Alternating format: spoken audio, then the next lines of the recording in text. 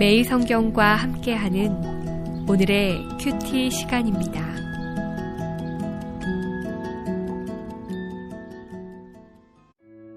(2월 27일) 오늘의 말씀은 요한복음 14장 15절에서 24절입니다. 너희가 나를 사랑하면 나의 계명을 지키리라. 내가 아버지께 구하겠으니 그가 또 다른 보혜사를 너희에게 주사 영원토록 너희와 함께 있게 하리니 그는 진리의 영이라. 세상은 능히 그를 받지 못하나니 이는 그를 보지도 못하고 알지도 못함이라. 그러나 너희는 그를 아나니 그는 너희와 함께 거하시며 또 너희 속에 계시겠음이라. 내가 너희를 고아와 같이 버려두지 아니하고 너희에게로 오리라. 조금 있으면 세상은 다시 나를 보지 못할 것이로되 너희는 나를 보리니 이는 내가 살아있고 너희도 살아있겠음이라. 그날에는 내가 아버지 안에 너희가 내 안에 내가 너희 안에 있는 것을 너희가 알리라. 나의 계명을 지키는 자라야 나를 사랑하는 자니 나를 사랑하는 자는 내 아버지께 사랑을 받을 것이요 나도 그를 사랑하여 그에게 나를 나타내리라. 가룟이 아닌 유다가 이르되 주여 어찌하여 자기를 우리에게는 나타내시고 세상에는 아니하려 하시나이까. 예수께서 대답하여 이르시되 사람이 나를 사랑하면 내 말을 지키리니 내 아버지께서 그를 사랑하실 것이요 우리가 그에게 가서 거처를 그와 함께 하리라. 나를 사랑하지 아니하는 자는 내 말을 지키지 아니하나니 너희가 듣는 말은 내 말이 아니요 나를 보내신 아버지의 말씀이니라.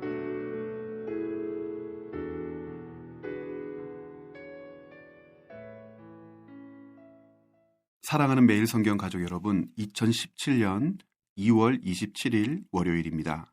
꽃샘추위가 남아서 잠깐씩 몸을 움츠러들게 하지만 이제 몸도 마음도 따뜻한 봄을 기대하는 것이 어색하지 않습니다.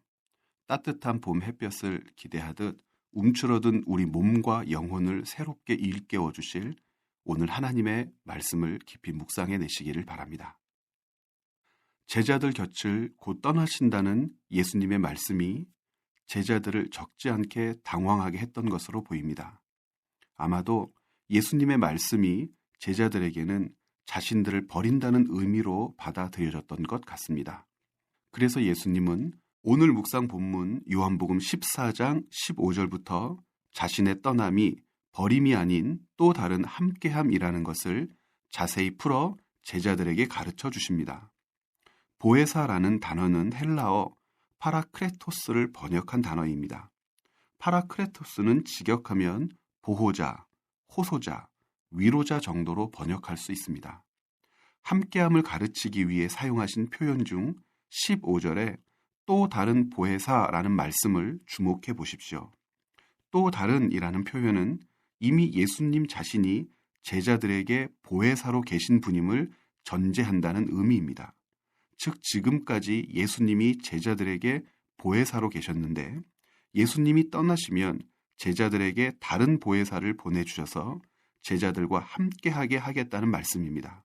그들을 위로하고 그들을 도와주시겠다는 말씀입니다.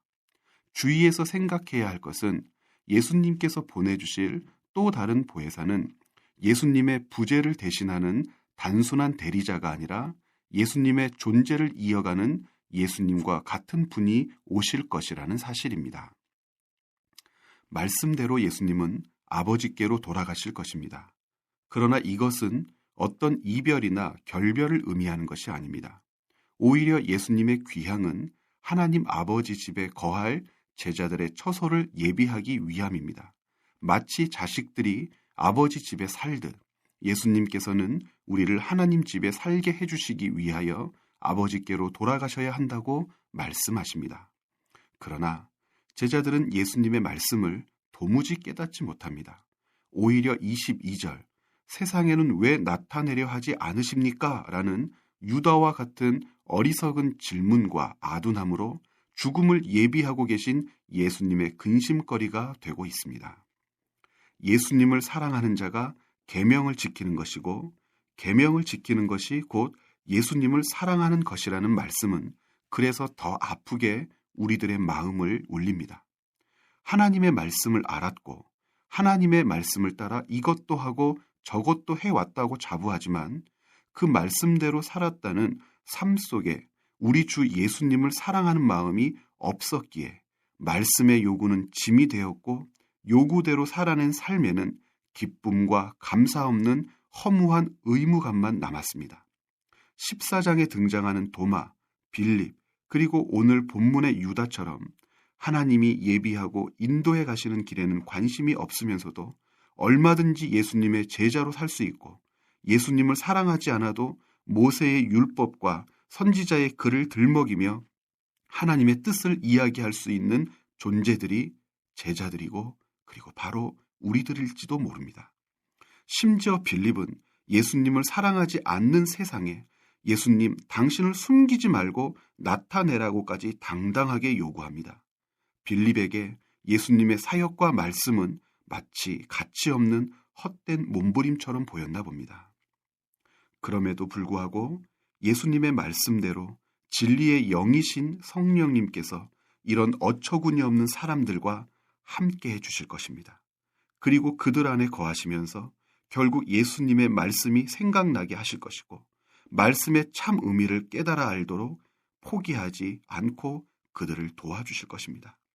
오늘 우리가 말씀을 읽고 묵상하는 이유가 여기에 있습니다. 제자들과 같은 천박함, 그리고 어리석은 우리를 진리의 영이신 보혜사 성령님께서 도와주시길 간절히 소원합니다.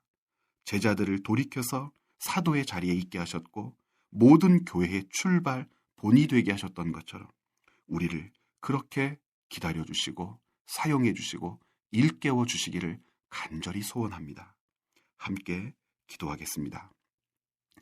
살아계신 하나님, 성령님을 이 땅에 보내주셔서 제자들을 기다려주시고 그들을 용납해주시고 그들을 주님이 기뻐하시는 자리에 나아가도록 끝까지 도와주셨던 것을 기억합니다. 오늘 우리와도 함께 하시는 그 성령님이 우리도 도와주실 줄 믿습니다. 우리와 함께 해주실 줄 믿습니다. 위로해 주실 줄 믿습니다. 성령님 의지하여 하루하루 주님의 백성답게 귀하고 능력 있게 살아가도록 인도하여 주시옵소서. 감사드리며 예수님의 이름으로 기도드렸습니다. 아멘.